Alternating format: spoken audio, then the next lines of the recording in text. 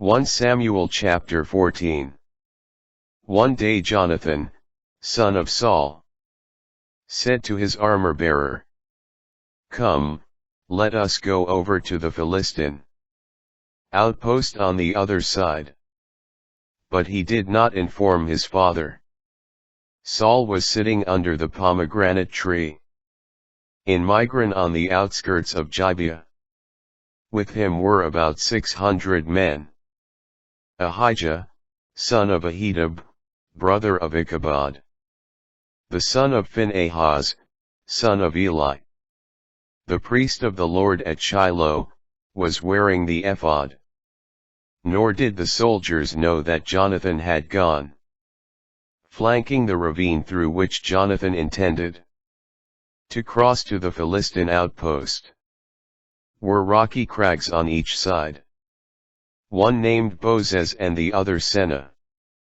One crag was to the north, toward Michmash. The other to the south, toward Geba. Jonathan said to his armor-bearer, "Come, let us go over to that outpost of the uncircumcised. Perhaps the Lord will help us.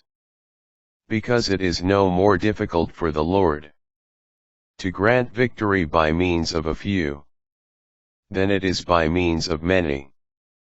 His armor-bearer replied, "Do whatever you think best. I am with you in whatever you decide."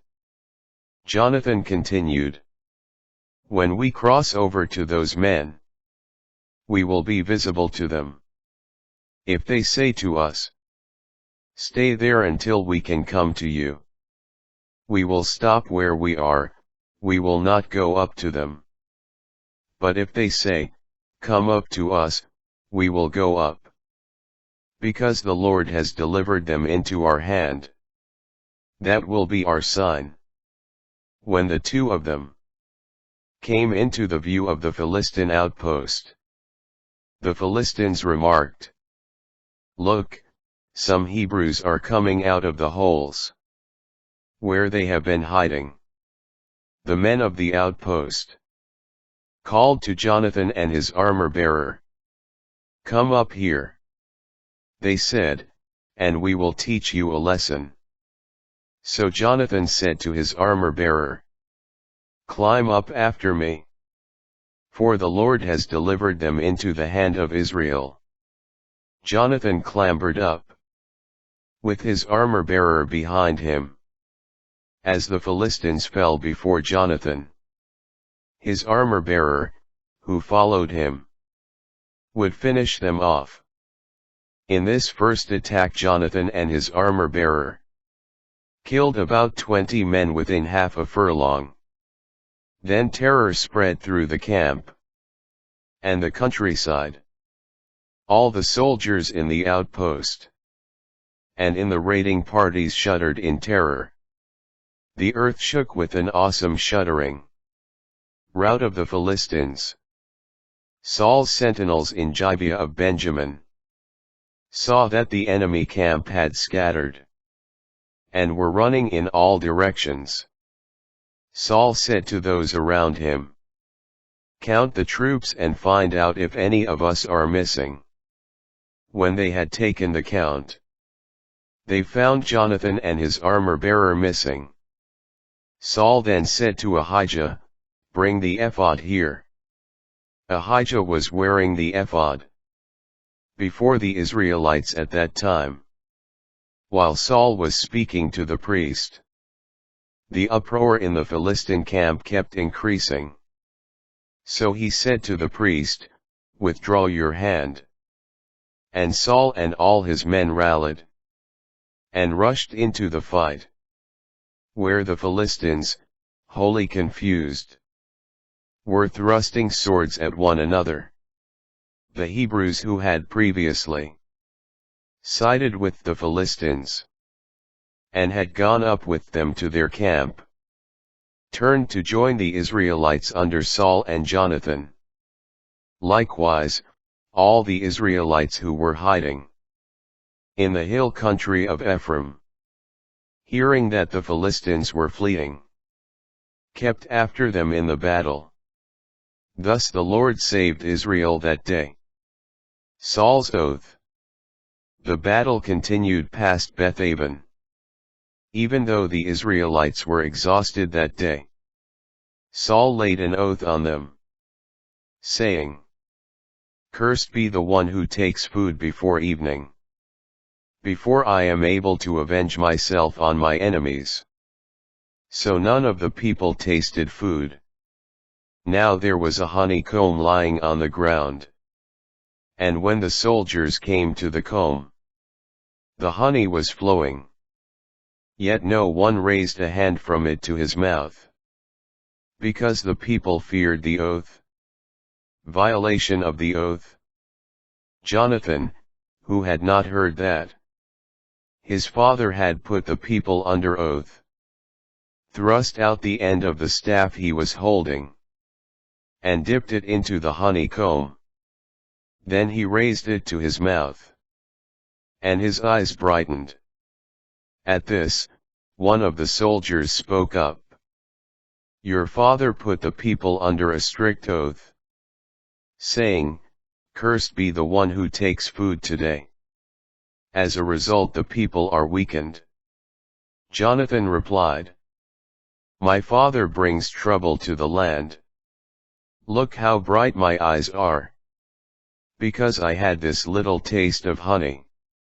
What is more, if the army had eaten freely of the enemy's plunder, when they came across it today, surely the slaughter of the Philistines would have been the greater by now, consuming the blood." After the Philistines were routed that day from Michmash to Aijalon, the people were completely exhausted. So the army pounced upon the plunder, and took sheep, oxen, and calves, slaughtering them on the ground, and eating the meat with the blood in it. Informed that the army was sinning against the Lord by eating the meat with blood in it, Saul said, "You have broken faith. Roll a large stone here for me."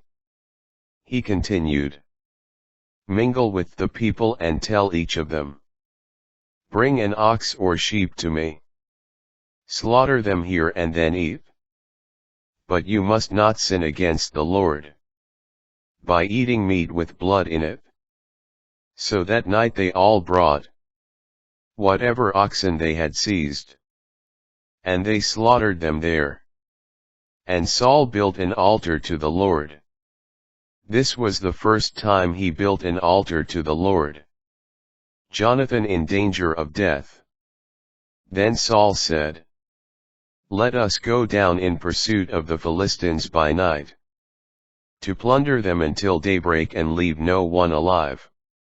They replied, "Do what you think best." But the priests said, "Let us consult God." So Saul inquired of God, "Shall I go down in pursuit of the Philistines?